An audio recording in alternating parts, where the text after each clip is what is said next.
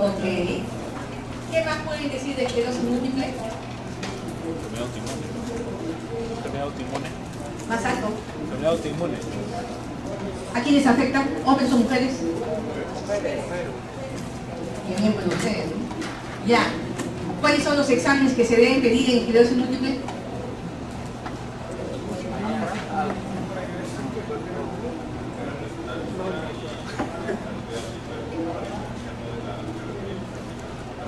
Muy bien. ¿Quién ha sido tu profesor? Muy bien. Entonces, el día de hoy vamos a hablar acerca de esclerosis múltiple. Es una clase que aparentemente se ve mucho cerrada, pero por las imágenes, no por el contenido en sí, ¿ya? Comenzaremos diciendo que hay más de 2 millones de personas en el mundo que padecen esclerosis múltiple, en primer lugar. Jean-Martin Charcot fue la persona que describió la enfermedad como esclerosis en placas diseminadas, en la cual decía que las características más importantes de esta enfermedad eran el nistagmus, el temblor intencional y la visag escandida. Es decir, ese problema en la articulación de la palabra, pero con una voz escandida. ¿Cómo te llamas? ¿Qué edad tienes? Esa es una voz escandida. ¿Ok? Entonces, se habla de que la esclerosis múltiple es una enfermedad autoinmune, inflamatoria, desmielinizante, neurodegenerativa, no contagiosa y no hereditaria, que es lo más importante. Entonces, se dice que es un trastorno heterogéneo con características clínicas y patológicas variables que van a reflejar diferentes vías de lesión tisular. Entonces, implica no solamente inflamación, sino desmielinización y degeneración axonal, que nos va a dar una serie de manifestaciones clínicas. Creo que no se tiene que pasarla porque no funciona. Entonces, el riesgo mujer-varón es de 1.4 a 2.3 con respecto a varones, el rango de presentación de 15 a 45 años, la edad promedio de 28 a 31 años, y esta enfermedad primaria progresiva se dice que hay un promedio de edad entre 39 y 41 años. Pero eso no es verdad, porque siempre van a haber ciertas personas que son o menores o mayores de, y que tienen esclerosis múltiple. La prevalencia general es de 43 a 65 por cada 100.000 habitantes, y se dice que hay mayor prevalencia, sobre todo, más de 60 por cada 100.000 en Europa, Canadá, Estados Unidos, Australia y Nueva Zelanda. ¿Qué significa? En realidad la prevalencia será mucho más alta en países de elevada latitud y disminuye a medida que se acerca al Ecuador. La prevalencia máxima en las Islas Orcaines es de 300 casos por cada 100.000 habitantes. Entonces nosotros estamos viendo también que la prevalencia en Latinoamérica varía y va a depender mucho también del tamaño de la muestra de investigación. Por ejemplo, en Argentina de 12 a 25 por cada 100.000, en Costa Rica 35, en Cuba 4 a 103 casos, México 1.6 a 13, Puerto Rico 40, Uruguay 20.5, siguiente. Y así podemos seguir viendo cómo en Perú tenemos de 7, máximo de 7 a 8.3, aunque han habido algunas investigaciones que dicen de 7 a 9. Siguiente. Entonces, los estudios van a variar, pero se ha encontrado una relación inversa entre la exposición al sol, las personas que no se exponen mucho al sol, las personas que están expuestas a la radiación ultravioleta, o sus niveles séricos son bajos en vitamina D. Por lo tanto, ellos tienen un riesgo o la prevalencia de esclerosis múltiple. Definitivamente, nosotros antes decíamos que el factor racial no afecta a ninguna persona de raza morena. Mentira. Ya Colombia el año pasado ha registrado varios casos de esclerosis múltiple con personas de raza morena, ¿sí?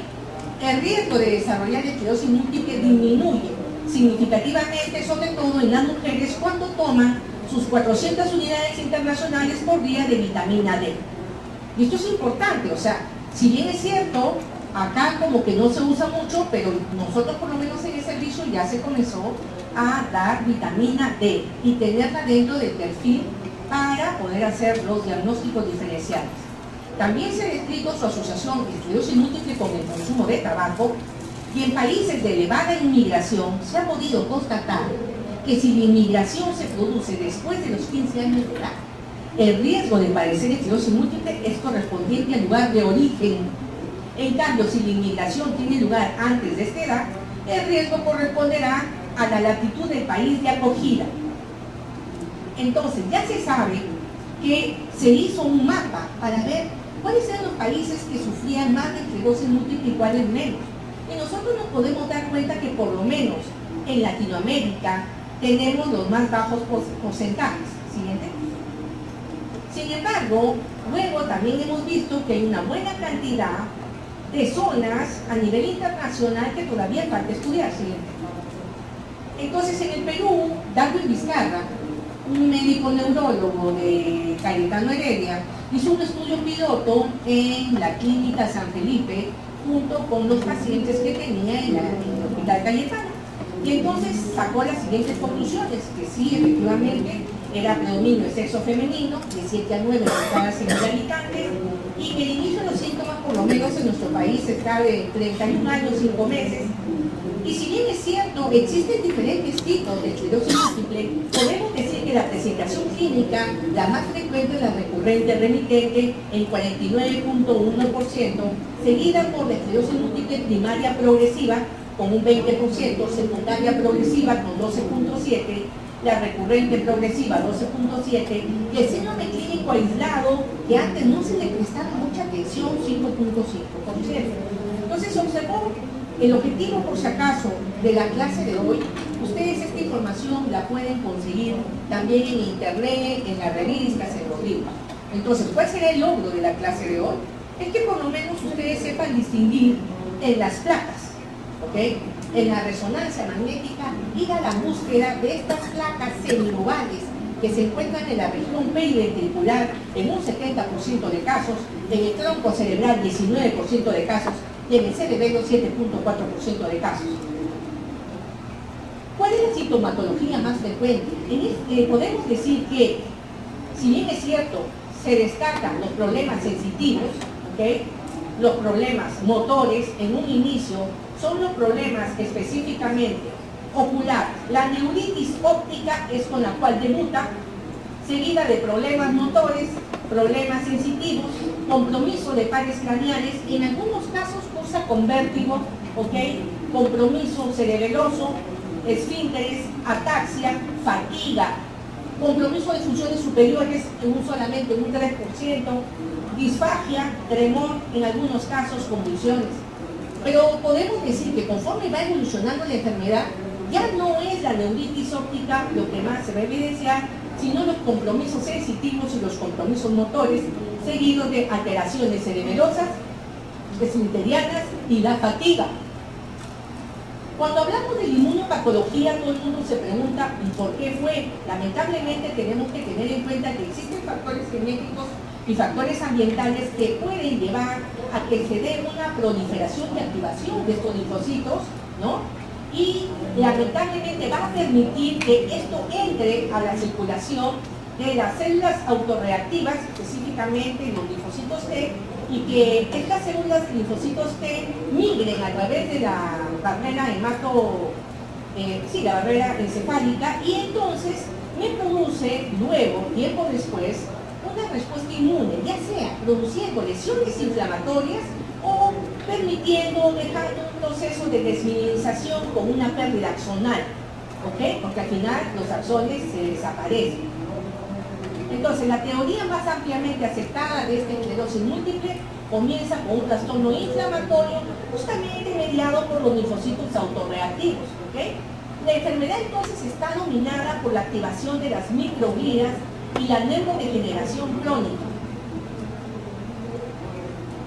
¿Qué es lo que se ha descubierto ahora? Hasta hace algunos años solamente se preocupaban por las placas en la sustancia blanca, placas semiovales, a nivel periventricular.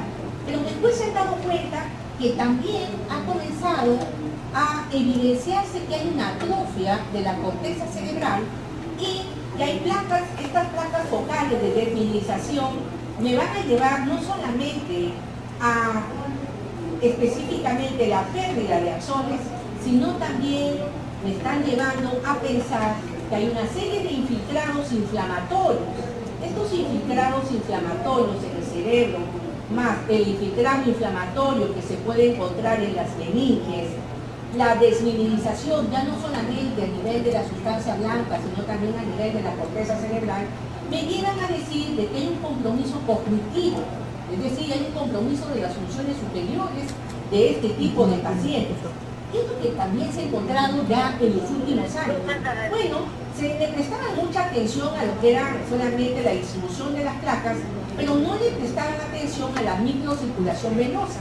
Y ahora se están encontrando pues que definitivamente también hay unas medulares profundas que habría que prestarle más atención. Entonces, cuando nosotros estamos en anatomía patológica, todos estamos buscando las famosas placas porque están presentes en un 75-80% de los casos. Hay zonas desmineralizadas bien circunscritas y habíamos dicho que había nivel periventricular, que había nivel de tronco cerebral, que había nivel de cerebelo, pero lo que no habíamos mencionado era la vía óptica, no habíamos mencionado a la médula espinal, a los centros semiovales. Inclusive ahora se puede apreciar placas semiovales en el cuerpo calloso, ¿okay? Pero nunca afecta al sistema nervioso periférico. De tal manera que antes se decía, bueno, hay una forma que es la esclerosis múltiple recurrente remitente, que puede llevar a una completa recuperación, porque presentó un primer brote, pasaron 24 horas, desapareció, entonces ¿para qué voy a ir al médico? No sé, debe haber sido solamente malestar general, y estoy frente al primer brote de esclerosis múltiple. Entonces, luego había una revisión y ahora se habla que existe un síndrome clínico aislado. Este síndrome clínico aislado me está diciendo, oye, cuanto más tempranamente tú ataques a la enfermedad, van a haber menos secuelas, ¿sí? Entonces, existen también las formas progresivas que me van a llevar de una esclerosis múltiple primaria progresiva a una esclerosis múltiple activa sin progresión o activa con progresión. Igual, la esclerosis múltiple secundaria progresiva. Lo más frecuente, lo que nosotros vemos, es el síndrome clínico aislado y la remitente recurrente. Entonces, este síndrome clínicamente aislado, por si acaso, el primer ataque de la enfermedad compatible con esclerosis múltiple es que debutan con una neuritis óptica o porque a veces viene acompañado de una mielitis transversa. Luego, hay un síndrome de tronco cerebral y el riesgo de esclerosis múltiple a los 10 años, si la lesión se ve en resonancia magnética, es del 60%. Si no hay lesiones, el riesgo será solamente del 20%. Entonces, antes no se prestaba atención, sobre todo a la resonancia magnética. Ahora sí, porque vamos a ver que dentro de los criterios de McDonald de la revisión del año 2017, toman en cuenta ese factor, la resonancia magnética. Antes decían, no, solamente basta la clínica. No, no solamente la clínica. Entonces, la esclerosis múltiple remitente recurrente representa el 85 al 90% de todos los casos, vuelvo a repetir, y la secundaria progresiva, el 50% de estas recurrentes remitentes van a virar a secundaria progresiva a los 10 años. Y la primaria progresiva representa solamente el 10% de todas las esclerosis múltiples y que lamentablemente van acumulando la discapacidad, pero desde el inicio de la enfermedad. Esto es lo que nos está evidenciando este cuadro, es que existe también el riesgo de hacer esclerosis múltiple y tenemos que tener en cuenta la resonancia. Yo les digo que a pesar de que no haya clínica, con una resonancia podemos ver si hay actividad de la enfermedad. Y pueden ver que en este síndrome preclínico definitivamente se ve que hay actividad en la resonancia magnética. Luego recién se evidencia específicamente las recaídas, estas son las recaídas, ¿ok? Y el deterioro progresivo, ¿no? El deterioro progresivo cognitivo y también de la atrofia cerebral que lo va acompañando. Por eso es que al final tenemos un paciente con esclerosis múltiple asociado a un cuadro demencial típica de esa enfermedad. ¿Ok? Lo mismo, señores, estamos diciendo que esto tiene que ver específicamente con la disminución del volumen del cerebro. Y todos nos tenemos que preocupar, porque ¿cuántos estudiantes de medicina conozco ya con esclerosis múltiple? Ni me pregunto, son varios, y de diferentes zonas de nuestro país. Entonces, nadie está libre. Lo más importante es que nuestro sistema inmunológico esté en buen estado. Las características clínicas son adultos jóvenes, que inician con un síndrome clínicamente aislado, digamos pueden debutar con una neuritis óptica, síntomas de tracto largo. ¿Cuáles son los síntomas de tracto largo? Presten atención. Los síntomas de tracto largo son el entumecimiento, la parestesia o debilidad, ¿ok? Y síntomas del tronco cerebral viene a ser la oftalmoplegia internuclear o síntoma medular, la mielitis graversa. Nunca se olviden de esto, puede venir en una pregunta de examen, ¿sí? Entonces, las alteraciones corticales son poco frecuentes. Los signos y síntomas pueden ser monofocales o multifocales. La mayoría tiene un curso de recaídas y revisiones. Y la presentación más común de la esclerosis múltiple primaria progresiva es el síndrome medular con una paraparesia espástica y un nivel sensitivo. Entonces, es cierto que puede haber una recaída, inicio agudo o subagudo de un episodio clínico con síntomas informados por el paciente y hallazgos objetivos típicos, es decir, lo estoy comprobando, este paciente no solamente se queja de problemas motores, de fatiga, de problemas de sensibilidad, sino que también tiene específicamente imágenes que se pueden correlacionar con la resonancia. Pero eso sí, para yo decir que se trata específicamente de una recaída, yo tengo que ver que esto tenga una duración de por lo menos 24 horas y que no haya habido fiebre y que no haya habido infección. Entonces, en ausencia de un nuevo evento desmineralizante, los defectos clínicos previos pueden empeorar el caso, en caso de que si el paciente está con fiebre, si el paciente ha hecho mucha actividad física, si el paciente está viviendo en una zona de altas temperaturas, por ejemplo Iquitos, ¿ok? O tiene un problema de tipo metabólico, eso puede contribuir a que el paciente definitivamente tenga un desbalance bioquímico y haga pues que también pueda presentarse nuevamente la enfermedad. Siguiente. Hay varias revisiones sobre esclerosis múltiple, pero creo que las manifestaciones clínicas más frecuentes se pueden resumir en justamente síntomas sensitivos en brazos y piernas. Y aquí viene, la neuritis, en este caso, para esclerosis múltiple, hay una disminución de la visión. Puede ser visión borrosa, puede ser problemas de diplopia, pero siempre es en un solo ojo. Ese es algo básico, en un solo ojo, ¿ok? Déficit motor agudo y otros síntomas. Siguiente. Entonces, presten atención. Hay ciertas características que son sugestivas de esclerosis múltiple y hay ciertas características que son atípicas, pero que se pueden dar en esclerosis múltiple.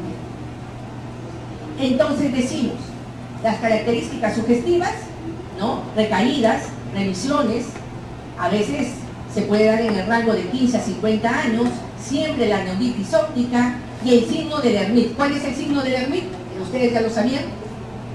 Signo de Lermite. Signo de Lermite. Estoy pasando lista. Signo de Lermite. Sí lo saben. Al fondo. Signo de Lermite. Ahora lo está buscando en internet rápidamente.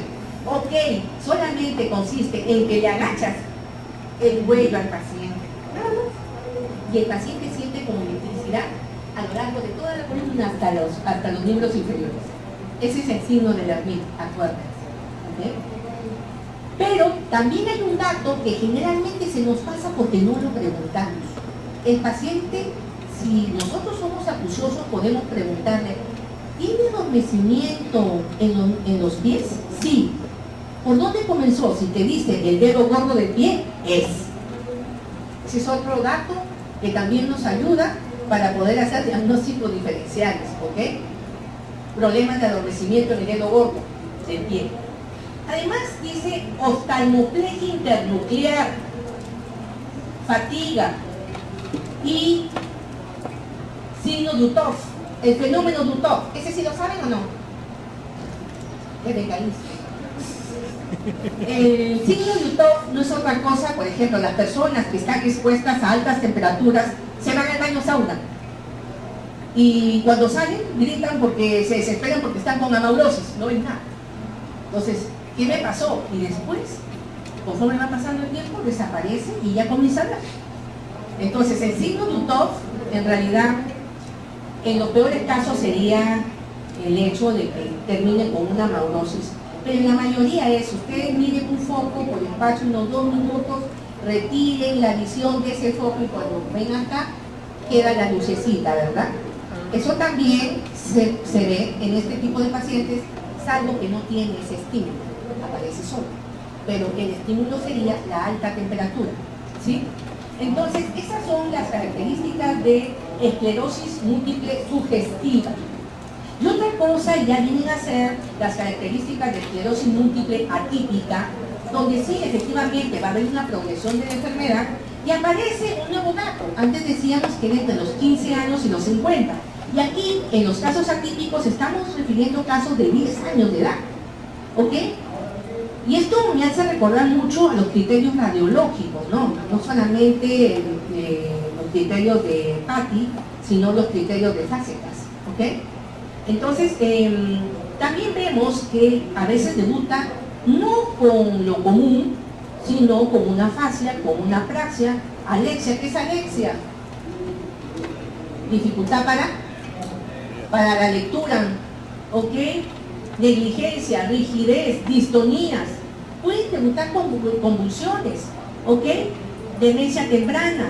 Pero hay una cosa que también no está en este cuadro, pero que es bueno mencionarlo, que muchas veces también la esclerosis múltiple puede debutar con una neuralgia de quinto par.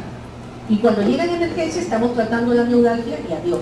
Y no nos damos cuenta de que puede ser como consecuencia de que esto va a ser el inicio de la esclerosis múltiple. ¿Ok? Entonces, las presentaciones comunes: neuritis óptica, mielitis, síndrome de tronco encefálico, síntomas motores, compromiso sensitivo, desequilibrio. Cuando yo digo síntomas motores, no se olviden hemiplegias, paresias, esos son los síntomas motores. ¿Ok? Depresión, fatiga, disfunción intestinal, sensibilidad al calor, que ya lo habíamos dicho, y acuérdense, oftalmoplegia internuclear. ¿Qué significa cuando un paciente tiene oftalmoplegia internuclear? Que hay una lesión en el fascículo longitudinal medial. ¿Estamos claros? Lesión en el fascículo longitudinal medial. Ok, entonces, es cierto que el paciente puede debutar con una paraparesia, siempre es asimétrica, ¿ya? La regresión del déficit puede ser parcial o total. Hay afecciones de la vía motora predominante o asociada a trastornos sensitivos o cerebrosos. Y tenemos trastornos sensitivos. Estos trastornos sensitivos son menos frecuentes, la parestesia térmica y los dolores centrales. Y aquí tenemos la neuralgia del quinto par. No se olviden, ¿ok? Hay trastornos cerebrosos, hay neuritis óptica retrovulvar, trastornos del tronco cerebral como trastornos vestibulares, parálisis de los oculomotores, compromiso de la sustancia reticular del tronco cerebral, los trastornos psíquicos que al principio no son tan frecuentes, ¿ok? Bueno, los pronósticos son variados, ¿debido a qué? Son variados debido a 5 factores: la localización de recaídas y lesiones causales, la frecuencia de las recaídas, la severidad, la recuperación y la tasa de progresión. ¿Cuáles serán los exámenes auxiliares? Que eso fue lo que le estuve preguntando a su compañero. En primer lugar, hay que hacer potenciales evocados.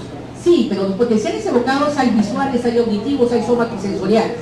¿Cuál voy a pedir? Bueno, si queremos cumplir con un protocolo, podemos pedir los 3.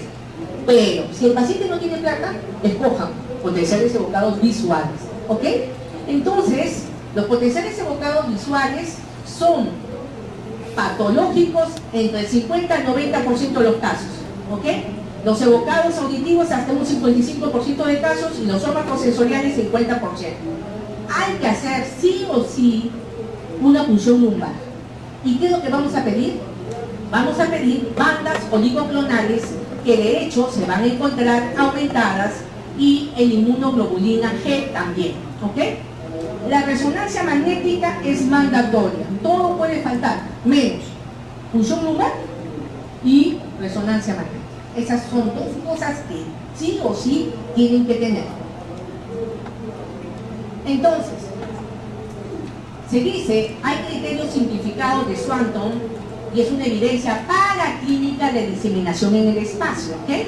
Entonces, se dice, según el estudio de Magnus, que se dio ya hace más de 10 años, podemos decir, y sigue vigente por si acaso, es que más de una lesión en T2, en por lo menos 2 de 4 áreas del sistema nervioso central, definitivamente eso es patognomónico.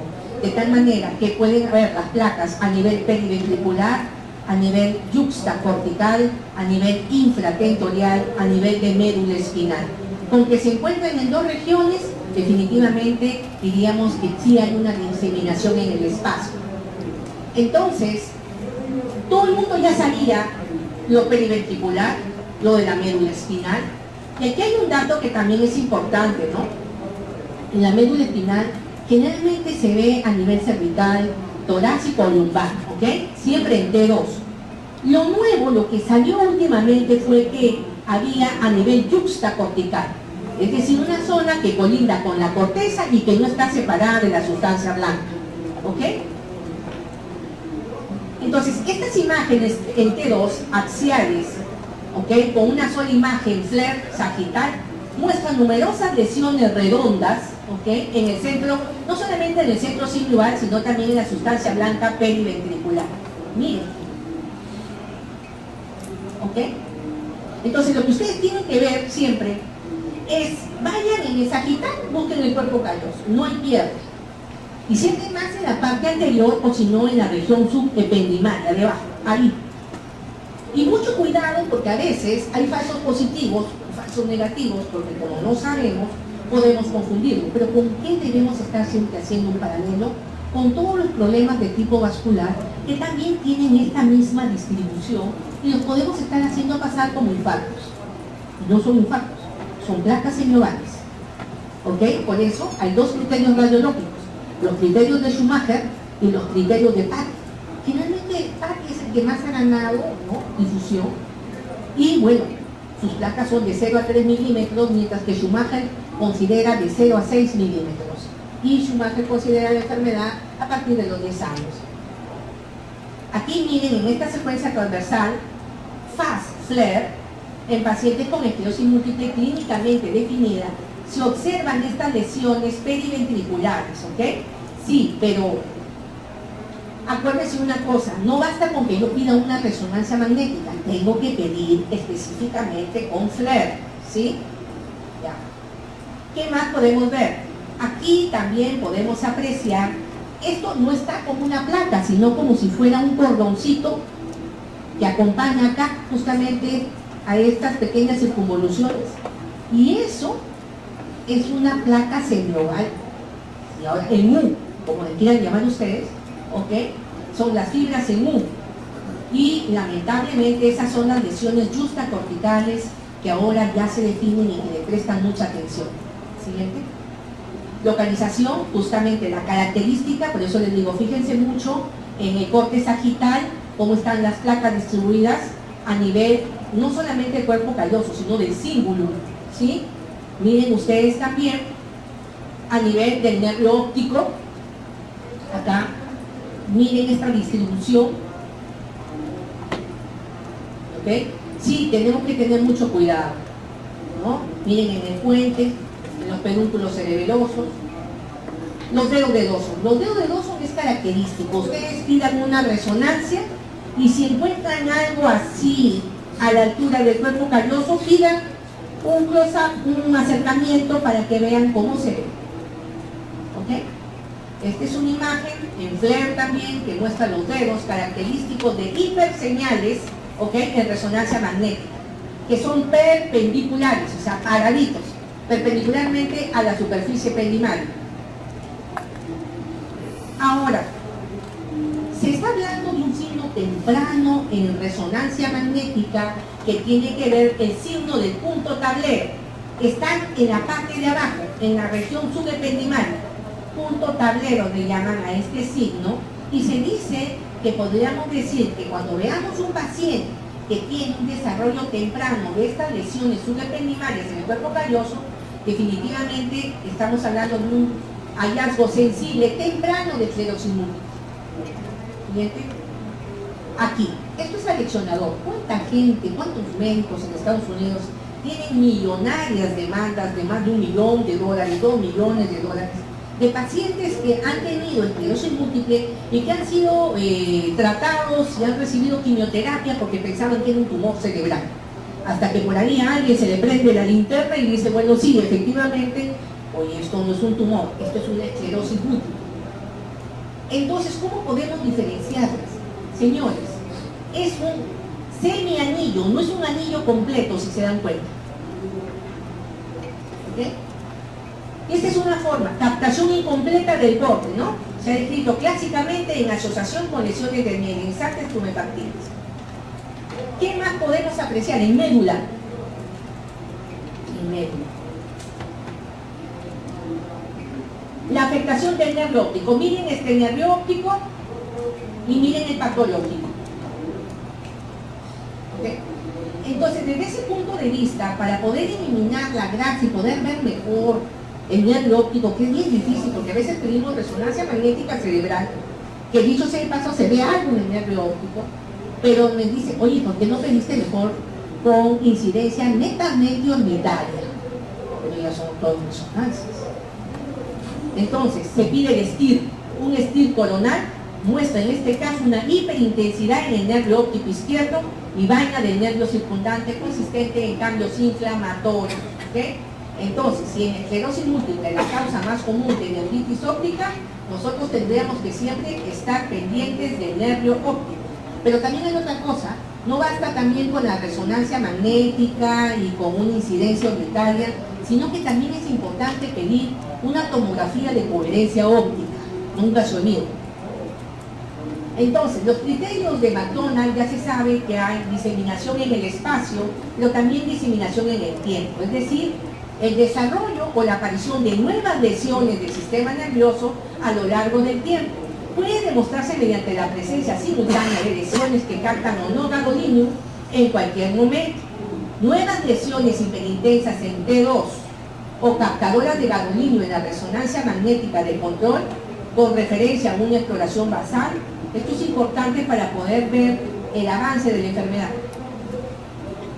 Entonces estos son los criterios de McDonald del año 2017, donde se toma en cuenta que un mayor o igual número, supongamos a 2 bloques o ataques clínicos, más 2 lesiones, ¿no?, con evidencia clínica, eso ya me está dando un criterio para pensar en esclerosis múltiple, o 2 brotes o solamente 2 ataques clínicos, pero que viene acompañado de una evidencia. ¿Ok? En este caso hay que tener en cuenta a la resonancia magnética, ¿sí? Pero ¿a qué conclusión llegan, señores? Lo más importante, diseminación en tiempo demostrada por un ataque clínico adicional o resonancia magnética o líquido cefalorraquídeo con bandas oligoclonales específicas. O sea que sí o sí tenemos que tener ambos datos. ¿Sí? Existen ciertas recomendaciones, actualmente ya lo he mencionado, para el síndrome clínico aislado típico, donde que aparece hoy día la enfermedad y mañana no tiene nada y por eso dejamos de ir al médico porque le restamos importancia. Aquí de todas maneras se obliga a que se haga una punción lumbar y veamos las bandas oligoclonales, ¿ok? Ahora, las lesiones de resonancia magnética sintomáticas y asintomáticas se pueden considerar en la determinación de la diseminación en el espacio y en el tiempo.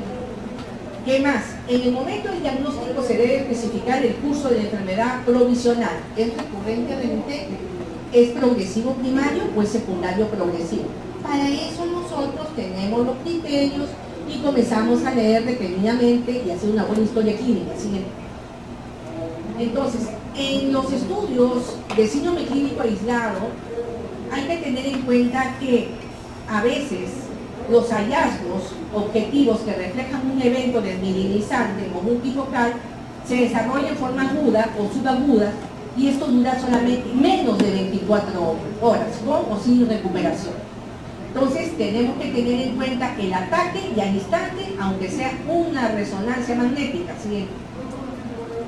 Los hallazgos de la resonancia magnética sugieren fuertemente la esclerosis múltiple en un paciente sin manifestaciones neurológicas u otra explicación clara. Por eso hubo un periodista hace muchos años en el Canal 2, cuando recién trajeron la resonancia magnética al Perú, fueron a entrevistar a Resomasa, que era el centro pionero en resonancia magnética, y él dijo, ¿y eso duele? No, no duele.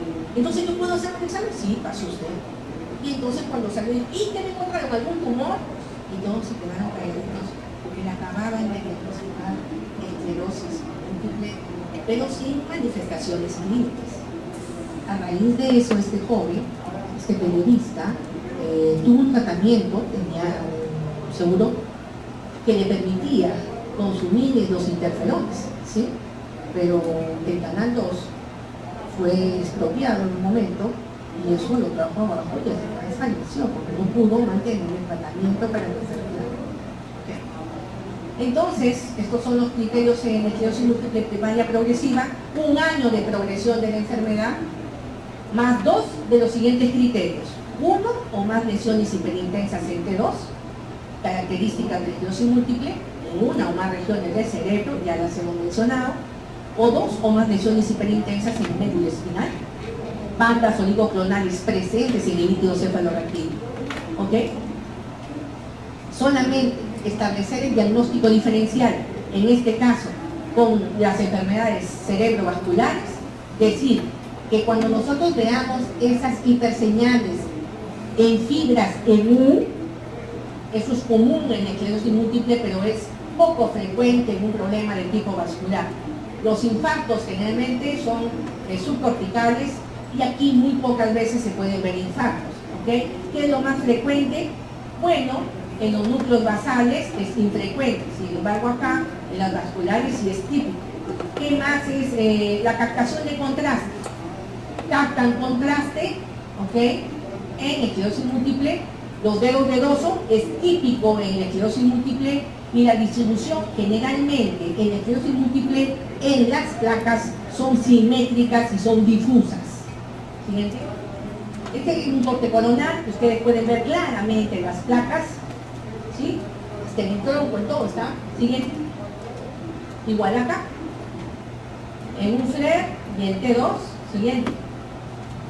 Y esto hay que tener mucho cuidado porque esto es lo que más confunde a muchos pacientes que tienen desórdenes cerebrovasculares y dicen, bueno, es una esclerosis múltiple, o a la inversa, ¿no? Es una paciente que en realidad sí tiene esclerosis múltiple, pero hay que verlo en diferentes cortes, no uno solo.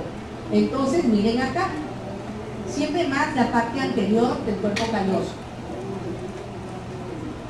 Ya lo hemos mencionado, siguiente. Entonces, hay lesiones que se pueden apreciar netamente en el tronco, ¿ok? En la esclerosis múltiple son de localización periférica, ¿ok? Bordeando generalmente el cuarto ventrículo. Siguiente. Igual acá, miren. Siguiente.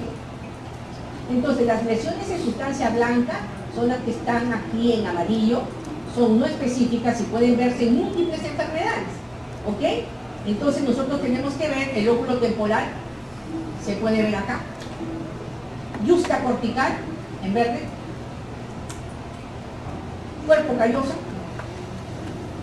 y periventricular, ¿no? Entonces nosotros tenemos que estar siempre muy alertas de la distribución de las placas porque no siempre las vamos a ver ovales, pero es esclerosis múltiple. Miren acá, tienen varias formas diferentes, ¿sí? Miren en la médula,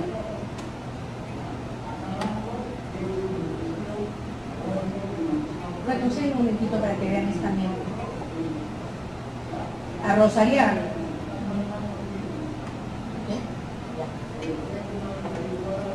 estas son bien redonditas, sí pues, pero es esclerosis múltiple, ¿ok?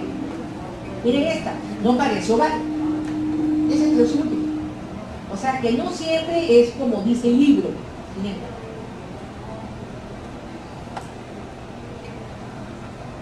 Siguiente. Entonces, ¿qué es lo que vamos a encontrar? Realmente lo que más llama la atención es que excede generalmente a 15 células, rara vez excede las 50 células en el líquido cefalorraquídeo. La celularidad es de predominio mononuclear, la mayoría son células T, proteínas son normales, y lo que nosotros siempre tenemos que pedir son las bandas oligoclonales que les dije que estaban aumentadas, ¿ok? Y el nivel de inmunoglobulina G, el 90% de los pacientes con esclerosis múltiple clínicamente definido las tienen aumentadas. ¿Qué es lo que se encuentra alterada en la resonancia magnética? Aparte de la resonancia magnética, también tenemos de evaluación neuropsicológica. Que aquí en este país no se presta mucha atención, pero en Europa sí. De tal manera que ellos estudian la capacidad intelectual, porque disminuye, el razonamiento abstracto falla, el lenguaje, no se frecuentan los problemas en esta área, salvo la fluidez verbal. O sea, se te da un minuto que dice, dime todas las palabras que conozcas con la letra A, ¿no? Y entonces ahí viene el problema de fluencia verbal, problemas de memoria de trabajo. Por ejemplo, ustedes cuando estudian para un examen, lo que usan es memoria de trabajo, generalmente, porque estudian de último minuto. Entonces se quieren aprender todo en una noche o en dos. Y generalmente salen bien en el examen. La pregunta es de aquí a una semana o dos, se te pregunta por el tema y ya no lo recuerdas. Y no lo recuerdas no porque estés con demencia, sino que utilizaste solamente la memoria de trabajo. Pasa el examen, ya fuiste. ¿Ok? Problemas en la percepción. Las dificultades son visoperceptivas y pueden ser secundarias a la neuritis óptica. Y bueno, cursan también con depresión y ansiedad. Entonces, existen varias pruebas para eso. Por ejemplo, hay una batería de screening que se llama la batería de Rao. Tiene una sensibilidad del 71% y especificidad del 94%. ¿Quiénes aplican esto? Eso no lo hacemos los médicos porque no tenemos tiempo. Para eso están los psicólogos que han hecho una especialidad en neuropsicología o un médico que tenga la especialidad en neuropsicología. Siguiente. El test de recuerdo espacial 7×24, el tablero 7×24 de origen francés. Y la prueba auditiva, medida de sumas seriadas que se llama el famoso PASAP, ¿ok? El test de símbolos y dígitos y la lista de palabras de fluencia verbal que les estaba diciendo. Entonces, existen diferentes baterías neuropsicológicas para evaluar también este tipo de pacientes con esclerosis múltiple. El diagnóstico diferencial, señores, la neuromielitis óptica, porque también debuta con una neuritis óptica típica. Hay una afectación medular extensa, hay lesiones periprimarias. Entonces lo que tenemos que hacer para el diagnóstico diferencial, anticuerpos antiacuaporina 4. ¿Okay? También hay que hacer diagnóstico diferencial con ciertos tumores, linfomas y gliomas, las malformaciones de Arnold-Chiari, la espondilosis, la mielopatía asociada a HTLV1, la enfermedad de Lyme, sífilis y SIDA, lupus eritematoso sistémico. Por eso todo eso lo tenemos que tener en cuenta para los diagnósticos diferenciales, y por eso que pedimos dosaje de vitamina B12, dosaje de ácido fólico, dosaje de vitamina D, ¿ok? Y las enfermedades mitocondriales. Los diagnósticos diferenciales, inclusive, hay presentaciones poco comunes de enfermedades comunes, como la migraña. Las neuropatías, las enfermedades cerebrovasculares también están como diagnósticos diferenciales. Entonces, ¿qué podemos decir? Lo más importante es tener en cuenta que no hay que hacer una mala interpretación de las imágenes de resonancia magnética con una sobrevaloración generando falsos positivos. Y también ver las enfermedades psiquiátricas. Siguiente. Tratamiento. Señores, en tratamiento existen muchos medicamentos. No los voy a agobiar, pero sí se los voy a dejar para que lo lean. ¿Por qué? Porque gracias al objetivo general del tratamiento, que es reducir la tasa de recaídas, identificar la acumulación de lesiones en T2, disminuir la progresión de la discapacidad y disminuir la discapacidad a largo plazo para que no terminen en silla de ruedas. Siguiente. Entonces, se dice, si inició la enfermedad y yo inicio el tratamiento, ni bien ya tenga un diagnóstico, definitivamente va a tener menos secuelas el paciente, ¿sí? A contrario que si yo hago un tratamiento tardío. Siguiente. Entonces, la decisión terapéutica y el pronóstico va a depender de quién, de la actividad de la enfermedad y de la progresión de la enfermedad. Siguiente. Lo mínimo, señores, se van al serum, ahí no van a encontrar interferones, ¿ok? Entonces, están en el pueblo más recóndito, Pichanaki, ¿no? En la zona profunda de tu país, y entonces, ¿qué le vas a dar? No tenemos interferones, pero sí tenemos metilprednisolona. Entonces le damos 1 gramo endovenoso, por si acaso no lo tienen que llevar ustedes, ¿sabes? Porque allá no van a encontrar medicina. ¿Ya? Entonces ustedes tienen que llevar por lo menos su cajita con una serie de medicinas, porque no van a encontrar nada en esos centros. Es más, el pueblo piensa que ustedes pertenecen, definitivamente son nombrados para el Estado y te van a exigir que les den las medicinas.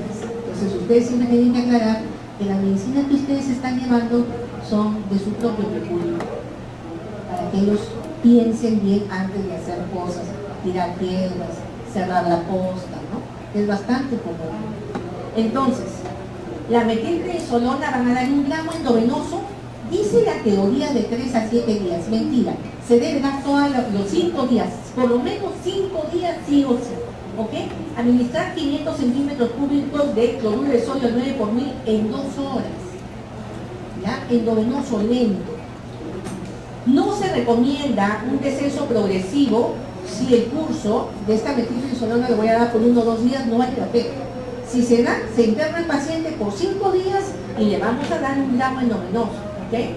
Ahora, previa a la administración de la metilprednisolona, yo debo haber hecho una desfocalización, una interconsulta a neumología, odontología, oftalmología, otorrino, para un examen de orina, para descartar todos los focos infecciosos, porque si no, no le puedo dar la medicina.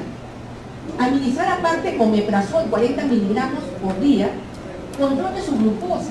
¿Por qué control de la glucosa? Porque estoy dando corticoides, estoy dando metilprednisolona. Entonces yo tengo que poner dentro de las indicaciones del médico, decir hemoglucotés cada 8 horas, ¿sí? Porque si la glucosa está por encima de 150, tengo que dejar dentro de la historia clínica la famosa escala móvil, ¿sí?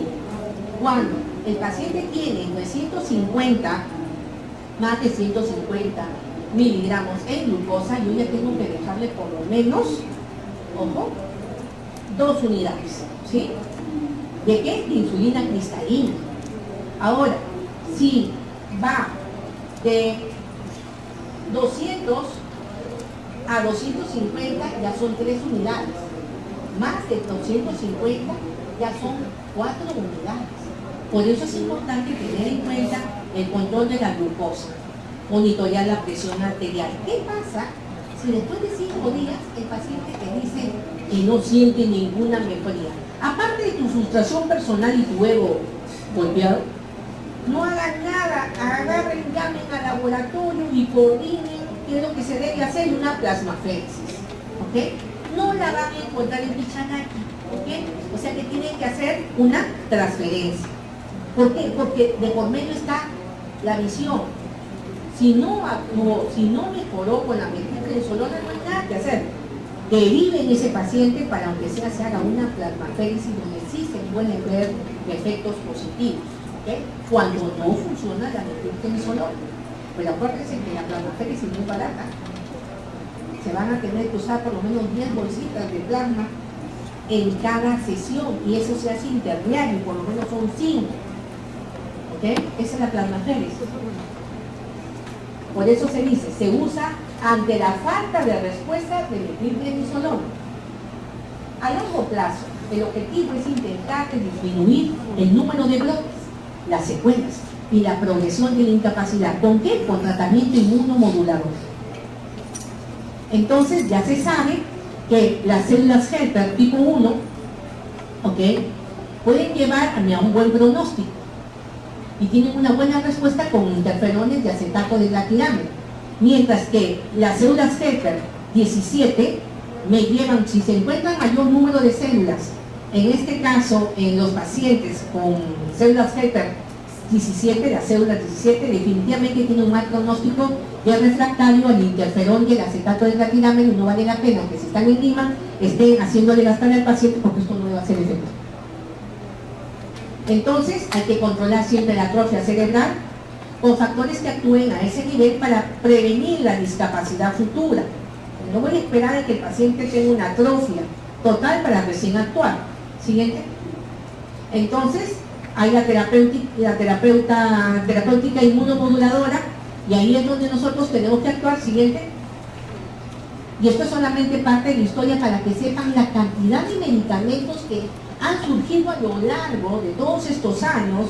Miren cómo ya se hablaba de alteraciones en el líquido cefalorraquídeo en 1919 y cómo ya se veía el uso del interferón beta 1B aprobado por la FDA para la esclerosis múltiple recurrente remitente en el año 93, pero en el 96 apareció el interferón beta 1A, porque antes solamente existía el beta 1B. Luego ha aparecido el fingolimod. Por ejemplo, en la clínica italiana en Buenos Aires se usa mucho el fingolimod, pero no es para para una enfermedad inicial, sino cuando los medicamentos, los interferones en líneas generales no actúan, ya pasan al fingolimod. Pero también ha aparecido el metilfumarato, el alentosumab, el rituximab. Estamos hablando del año 2013. Y actualmente existe uno muy bueno también, que es el ocrelizumab. Siguiente. ¿Cómo se da? Señores, el interferón beta 1B se da de manera subcutánea. Betaferón se conoce. Interferón beta 1A intramuscular. El REVIF es subcutáneo. Me gusta más los subcutáneos por una simple y sencilla razón. Dejan menos heridas, porque a veces hay efectos transversos. El interferón pegilado subcutáneamente. El pegilado es un proceso por el cual hace pasar el interferón y hace que tenga un mayor tiempo de acción. El acetato de diactirámero, que se conoce con el nombre de Copaxone, es subcutáneo. El natalizumab, que es muy nombrado, es caro, ¿ok? Se usa de manera intravenosa. Y es ahí donde también aparecen ya el Gilenya, que es el fingolimod vía oral, la teriflunomida vía oral, el dimetilfumarato vía oral, ¿ok? El alentosumab, muy bueno, pero en los casos que se reportaron, que vinieron a presentarse al Perú, se encontró un reporte de una muerte por procesos renales, ¿ok? Pero se ve claramente, como si fuera milagro, todas las placas englobales, el antes y el después de alentosumab, y podemos decir que han desaparecido todas. Y el tratamiento es una vez al año, en el caso que lo presentaron así. Pero el problema es que lo que cuesta $20,000, ya desde ahí, o sea, se sabe que tiene dinero, ¿ok? Ocrelizumab intravenoso y la nitosantrona también intravenoso. Solamente para decirles que si vamos a ver, según la eficacia, uno de los más eficaces es el natalizumab, seguido por el alentosumab, el fingolimod vía oral, del 52 al 54%, y el dimetilfumarato. Señores, hay dos switch.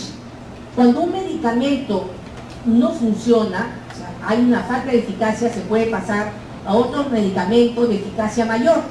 A eso se le llama el switch vertical. En caso de falla, por ejemplo, tú le das un medicamento al paciente y tiene un efecto adverso y le quieres seguir en esa misma línea, puedes escoger un medicamento de eficacia similar. A eso se llama switch horizontal. Entonces, siempre hay que valorar el costo-beneficio de un fármaco según los efectos adversos y la agresividad de la enfermedad. Por lo tanto, los casos no son casos tipo libro, porque no es verdad. Cada caso es un ser individual que hay que tratar y no todos actúan de la misma manera. Entonces, los factores de mal pronóstico para esclerosis múltiple sería el sexo, el número de lesiones en resonancia magnética, la ubicación de las lesiones, el número de recaídas en los 2 años previos, el tiempo entre el primer y el segundo brote. Esos son los factores. El monitoreo de la terapia, bueno, hay que ver el monitoreo de los brotes, el monitoreo de la discapacidad acumulada, el monitoreo de la resonancia magnética para ver la actividad, la evaluación clínica cada 3 a 6 meses, y la evaluación radiológica. Cuando hablamos de el NEDA, ¿NEDA qué significa? No evidencia de actividad en la enfermedad. Señores, lo estoy diciendo hoy. Graben. NEDA significa libre de actividad. Libre de actividad que se evidencia en la resonancia. Libre de progresión de la enfermedad y hay una ausencia de atrofia cerebral. Eso es el NEDA. Que conste. Entonces, ¿qué es lo más importante? Si yo tengo un síndrome clínico aislado, yo puedo debutar con un interferón. Perfecto. Beta 1A, beta 1B, acetato de glatirámero o teriflunomida. Si yo tengo esclerosis múltiple, ¿puedo debutar igual? Pero, si no me funciona, yo puedo cambiar a dimetil fumarato. Esto sería un switch ¿de qué tipo? Horizontal. Pero si el dimetil fumarato no funciona, puedo ir a fingolimod o a natalizumab. ¿Eso qué será? Sí, vertical, perfecto. Mujer,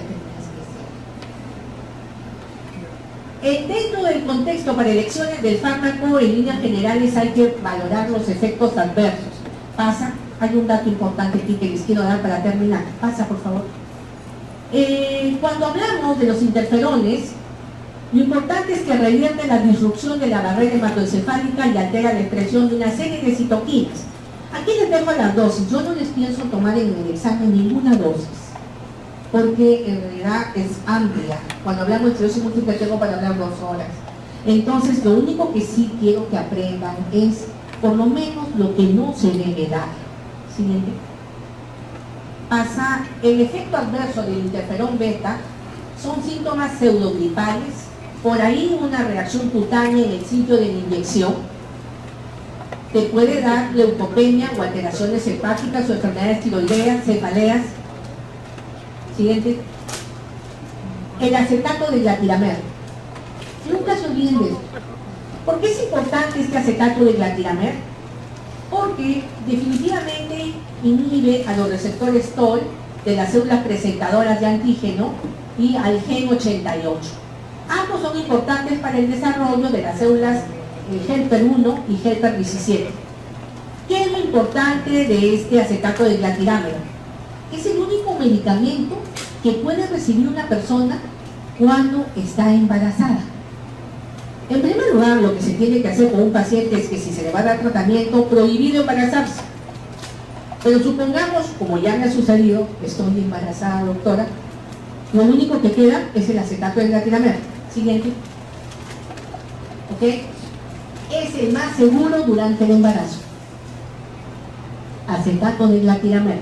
¿Ok?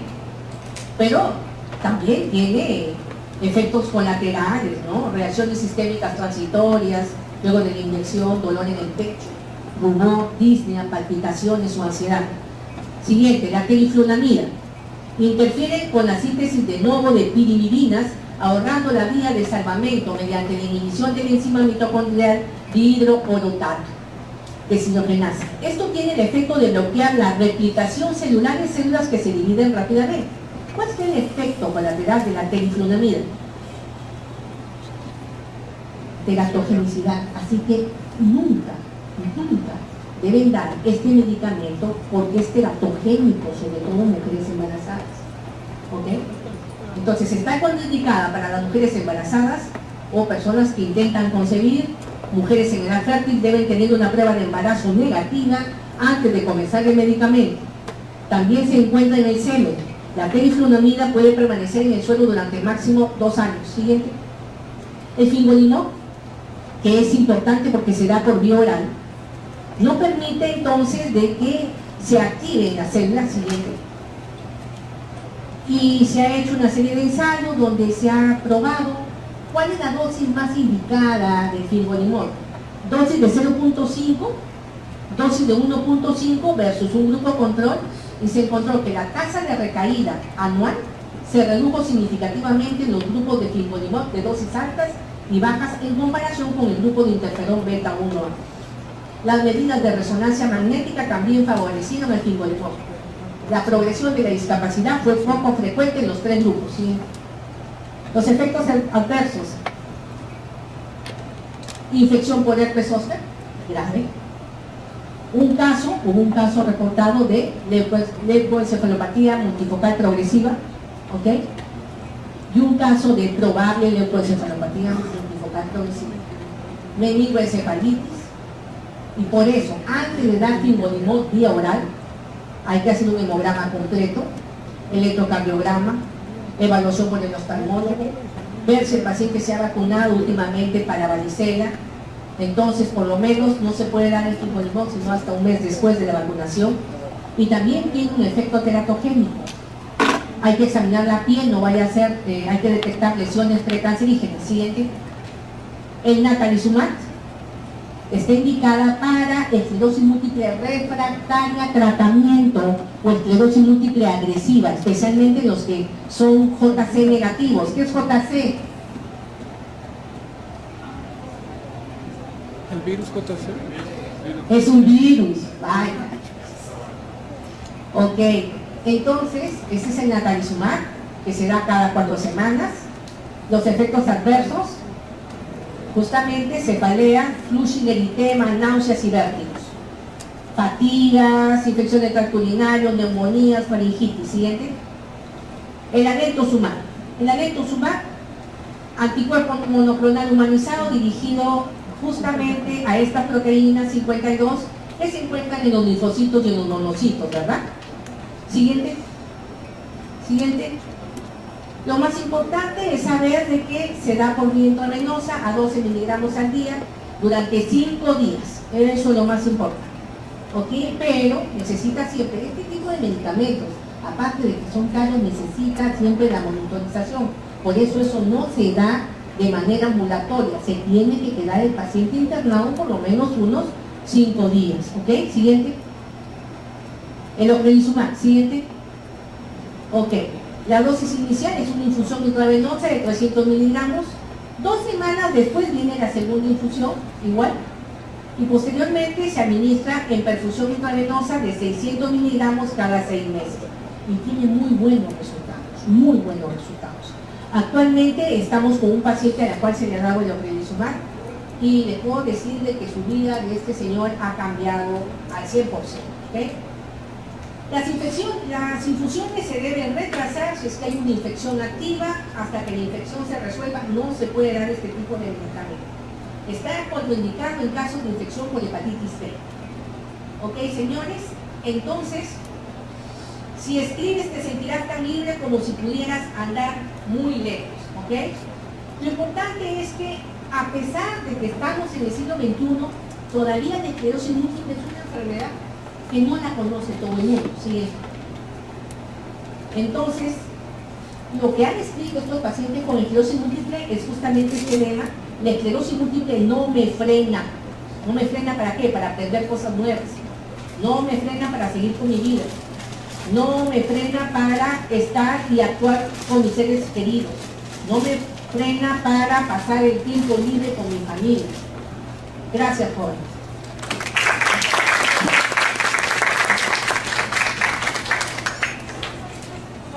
El día de hoy me llamó la señorita Cintia, que iba a hablar con ella, porque yo había colgado la clase el día sábado y me dice que no está colgada. ¿Se han fijado si está colgada o no?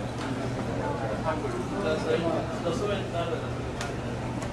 Ella dice que no está y yo le digo que ya la colgué el sábado, pero ella dice que no la ve.